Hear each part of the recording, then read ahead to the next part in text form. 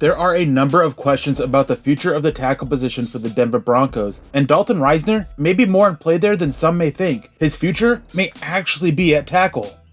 Denver notoriously did nothing to better their tackle position for 2020 until they signed DeMar Dotson, and have done nothing for the 2021 season. Could that be because they see Risner's future at tackle rather than at guard?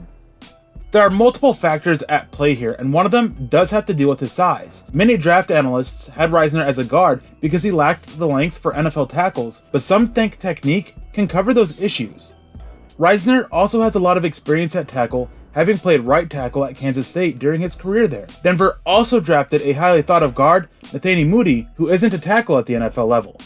Both of those reasons point to a potential move to tackle for Risner, with Moody taking over at left guard. The reason why the left tackle for Risner is suggested is that it's easier to go guard to tackle than left to right for linemen. Risner has shown a lot of promise at left guard in his 1 year there, but could they have him there to pick up the technique on the left side only to switch him to tackle? He knows how to play tackle, it's just a matter of learning to play on the left side. That makes it so Risner wouldn't need to be redeveloped for playing left tackle. He already would have the tackle technique known with his time at right tackle, and the technique for playing the left side down as well. Also, Denver doesn't have an answer for left tackle, but they do for right tackle, at least for next year. With Jawan James opting out, he will be back in 2021 to take over at the right tackle spot. When it comes to finances, that's the one area it doesn't make sense to move Risner, especially just before he is eligible for an extension. The cost for a tackle is higher than the cost for a guard, despite the pay gap shrinking.